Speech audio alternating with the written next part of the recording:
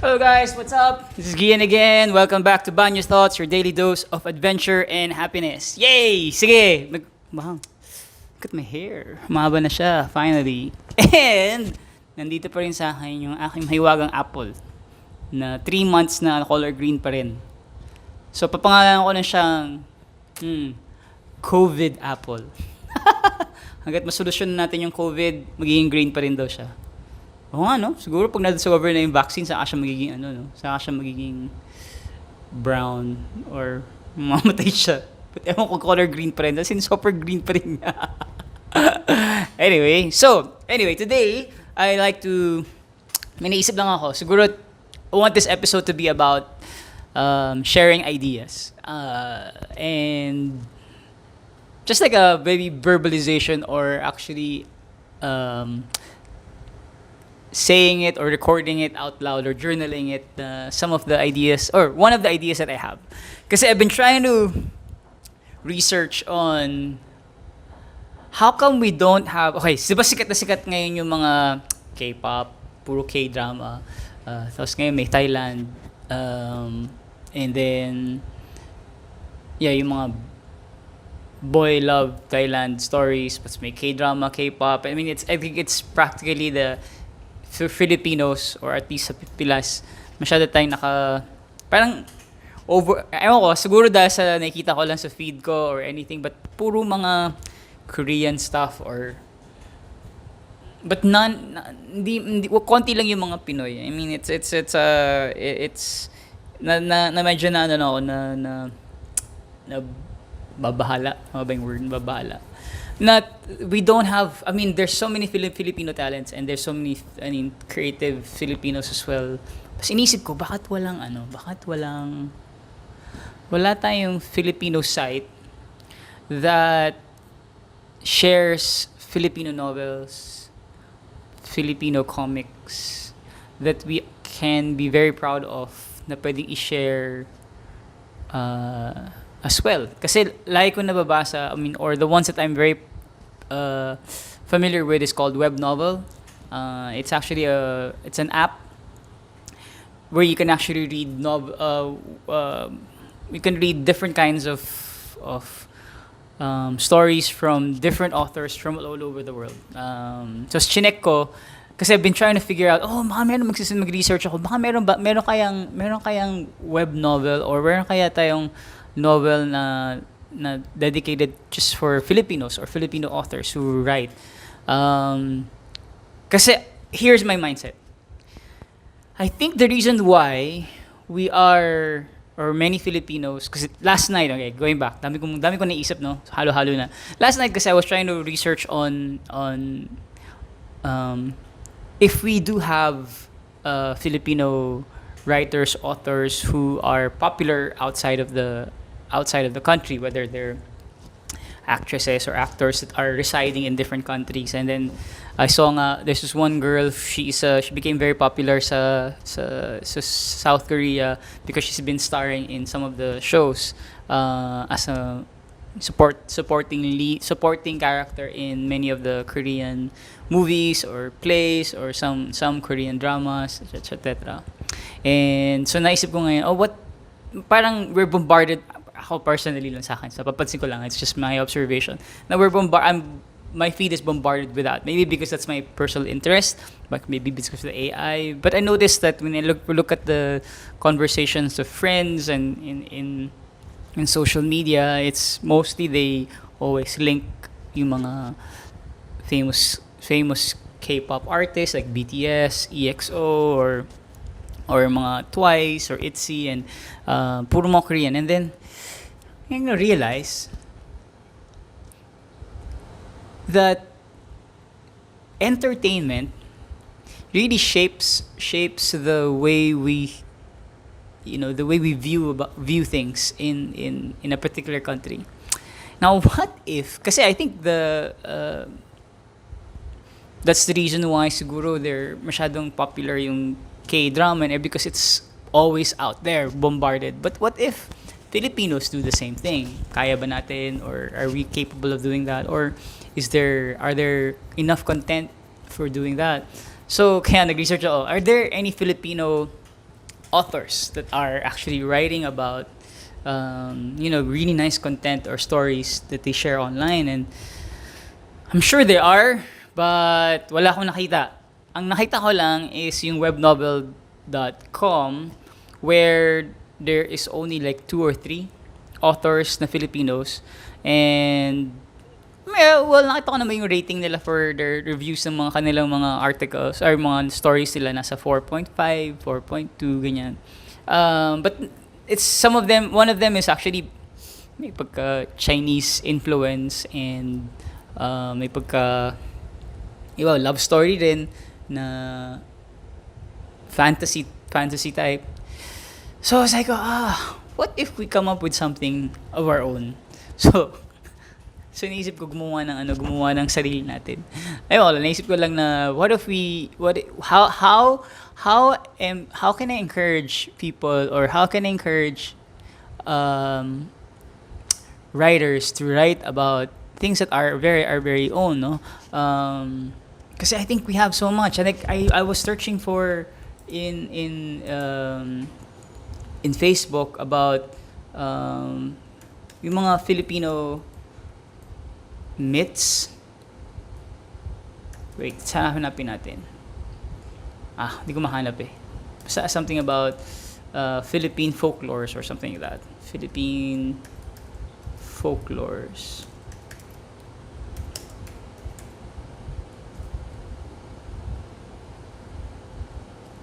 Wala akong folklore stories. Tama ba? Ito, here. Philippine Tales. There's this one page in Facebook. It's called Philippine Tales, Anthology of Philippine Folklore and Mythology. So, ito ba yun? Hindi, dito yun. Sorry, mali pala ako. Ito pala. Mali pala ako. The Spirits of the Philippine Archipelago. I actually follow this page. That's the reason why hinahanap akong mga look here. I'll do a screenshot in the descriptions and stuff. But may mga historical references sila. Like, for example, here, there is a creature called Kuraret. Kuraret, ang pronunciation. Kuraret.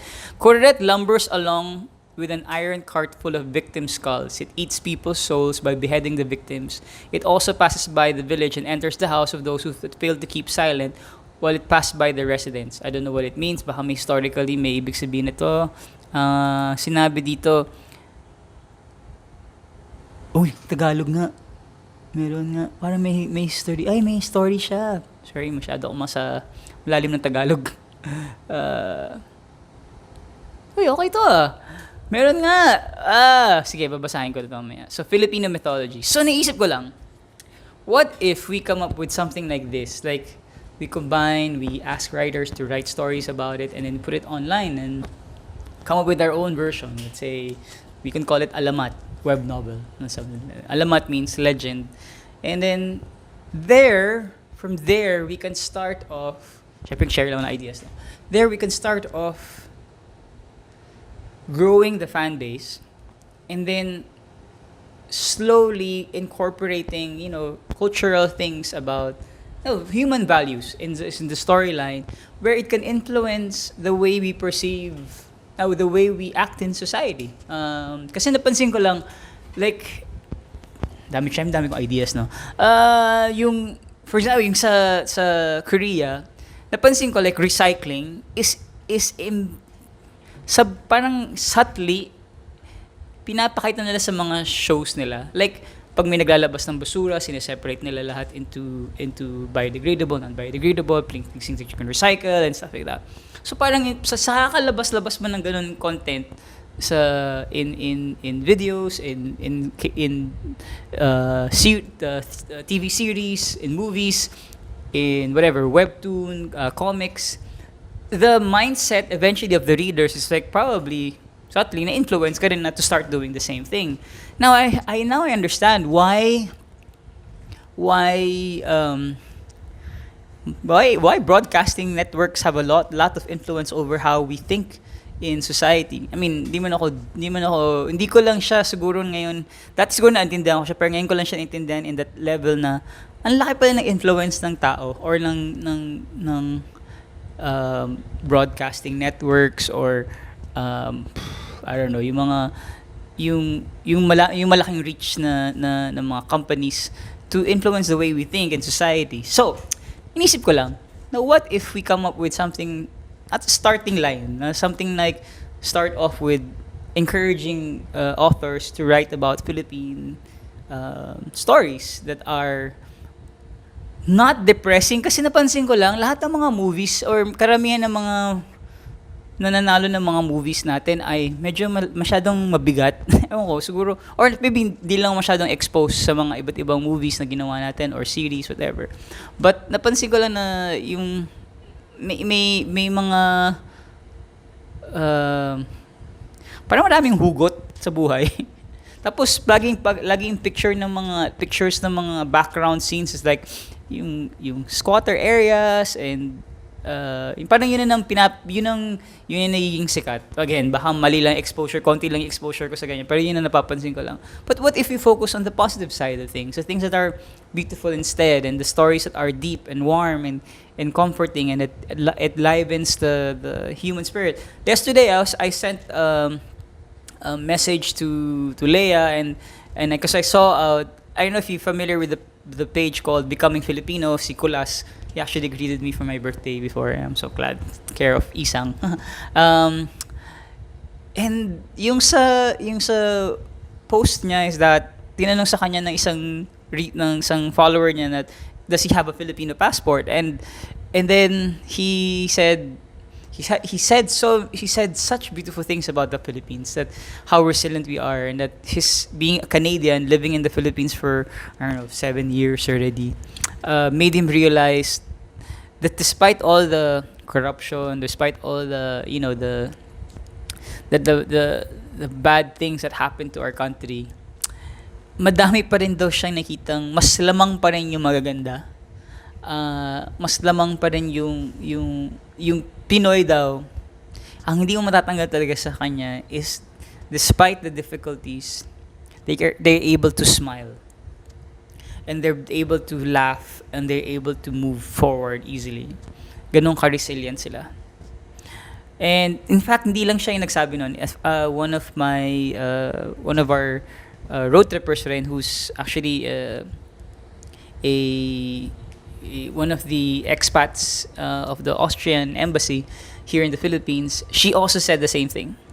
She said, if this happened in Europe, like let's say nagkaroon ng earthquake or nagkaroon ng at that time nag-usap kami about nag-erupt yung Taal. It would have been like a doom and gloom kind of scenario for many of them. Like they'll be so disheartened, they'll be so depressed and everything like that. But for the Filipinos, maybe one day they'll feel like that, and then the next day they'll feel like, okay, we can move on. Kaya nga napansin ko nga may isang post, tawan-tawa ko na it says like, ano yan? Mga cis, yung pag-reaction ng mga tao about COVID-19, and then sa Pinoy, oh sis, pwede na kayo bumili ng ganito, pwede kayo bumili ng ganyan, pwede kayo bumili ng ganito. So, naisip ko nga, ganun talaga ka resilient ang Pinoy, that they resilient to take advantage. Pero nakakatuwa lang na ganun sila kabilis mag-move on. I mean, mag-shift ng mindset.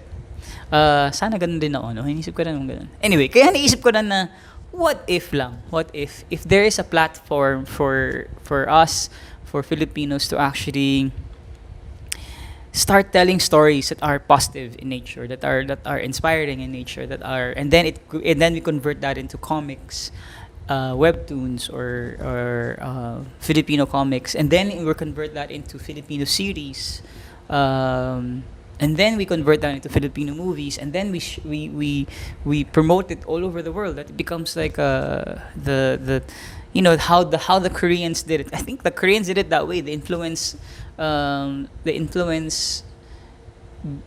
society because of the entertainment. I mean, the entertainment played a big part of how now people view South Korea as like yung mga parang gugwapo at lahat nagaganda ng mga tao doon, ganyan, etc. etc. So yun ang naisip ko lang, na what if we can do that? What if we actually have, you put the resources in aiming to do that, na coming out, starting from, hosting our artists and writers to create stories that are Filipino made. It can be a different story. It can be about fantasy, love story, drama, horror, whatever. But it's something about the one who created is Filipinos. Like, it's a platform for them. And then encourage writer or artists to start converting that into comics. Kung may manga, may manhwa, mga ganyan type, may mga, bakit tayo wala? I mean, considering na karamihan ng mga artists na gumagawa sa Disney, Pixar, some of them are the best talents are Filipinos. Well, excited lang ako kasi what if we get to do that? What if we can jumpstart something that na we encourage and then put, over maybe in a decade time, I wonder how kung mag-time travel tayo, I wonder what it would be like in the future, seeing if we manage to progress and influence society through that. Kasi ako personally, One Piece is for those who know what One Piece is a manga. It's made by Oda. It's a Japanese manga. So it's made by Oda, and it's been like, I don't know, 20 years na ba? 20 years na yata yung One Piece. But dude, it's the one. It's my all-time favorite manga, like, ever. No one can ever replace One Piece. In my world, One Piece is like the pinnacle of why? Because so relatable yung characters. I love Luffy a lot. Luffy is like my, kumbaga, if there's an idol, siya yung idol ko. Kung magkaroon ako ng fan, parang may fangirling or fangirling, fanboying ba tawag doon? Basta kung fan ka, extreme fanatic ka, I would be an extreme fanatic of Luffy. If Luffy was a real person, I'd be like, wala na. Why? Because the personality, you can easily relate. Simple lang yung mindset. Tapos such an inspiration, love pag pag adventure sila. It's just it's the person who loves life a lot and loves friends and loves food, loves adventure. So kaya para sa akin si Luffy is like top. Anyway, what if we have something like that? Like ganun ng mga tao, ganun ng mga Pinoy na makagawa ng something like that. Na we can share that platform, influence people, write stories about that. So that we don't have to focus too much on Korean stuff or whatever other countries. We can focus. I mean, there's nothing wrong with doing that, but at least we have something of our own and we're really, really proud of. Kausap ko nga, nag-message ako kay Antoinette Hadaone. Yung gumawa ng thing called Tadhana sa Instagram. DM ko siya. Madam, paano ba paano kung gumawa ng story? Kasi gusto ko nang simulan, so I started writing din. Pero mahihirapan ako. Tinanong ko sa kanya, do you have to write in pure English or do you have to write in pure Tagalog?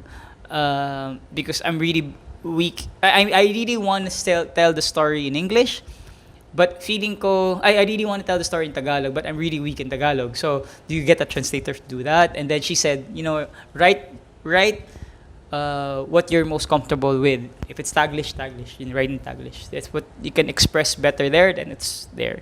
Uy, sumagot siya. Sabi ko, gusto ko screenshot. But yeah, that's how I feel like, if we can have something like that. So, I started binili ko yung alamat.ph na domain. So, binili ko na siya at ginawa ko siya now, since I'm thinking about more and more now about maybe we can start out, I can jumpstart it out and can use my influence to encourage writers and to support putting content. But I'm just figuring out how. So pinag-aaralan ko ngayon yung web novel, how they do it. So hindi naman kakakompetensyahin ko sila, but just to get the ball rolling lang for us to start writing and start coming up with our own version of it. And then, who knows, Kasi I attended yung Comic-Con dito sa Philippines. Dude, grabe, ang gagaling ng mga artists natin. Talagang, hands down, we have so much talent. naawa lang ako. Hindi naman naawa, parang hinahinahin lang ako na kung meron lang akong 1 billion pesos or whatever, or $1 billion, whatever. Kung meron akong pera na marami, I would have really created that, or create an institution or academy just to, fund all of these people, and then encourage people to start, encourage writers, creative artists to start doing things and not worry about money at all, but just to execute their talent to the maximum degree so that the world sees it. I mean, we're not just a country that, nice beaches and nice mountains and nice like this. We're also a Filipino, a country full of talent, creativity, and how much we can change the mindset of Filipinos and even foreigners about who we are as a nation. Kahit na English ako ng English, that's more I'm comfortable with. Okay lang. I'm dugong Pinoy pa rin. But yun lang, sinasabi ko lang. Gusto ko lang i-share and syempre napaka-emphatic ko ngayon magkwento. But yeah, hope people, whoever's listening to this, if you want to collab with me, let's work out something. I already bought the domain name. Kailangan ko ng hosting site to put all of that. It's just all the nitty-gritty stuff. But yeah, so yun. And thank you very much for listening to this episode. Banyo Thoughts episode. Yun yung mga banyo thoughts talaga na naisip mo talaga sa banyo habang nagbanyo ka. Hindi ka na necessarily nagpo-poops or hindi ka na niligo ka rin minsan. So, may misip ko, bakit walang ganito? Bakit walang ganyan? Anyway, so yun. Naisip ko lang yan. Gusto ko lang i-share sa inyo. And I hope you guys will, if you have any suggestions or ideas, feel free to DM me, message me in Banyo Thoughts by Gian in Facebook. So yun. Thank you very much for listening and I hope you guys have a good day. Nagagalaw ko na naman yung camera. And say bye-bye, Apple. Bye, Apple! Hang 3 months na tayo. Anyway, see you guys. Bye-bye!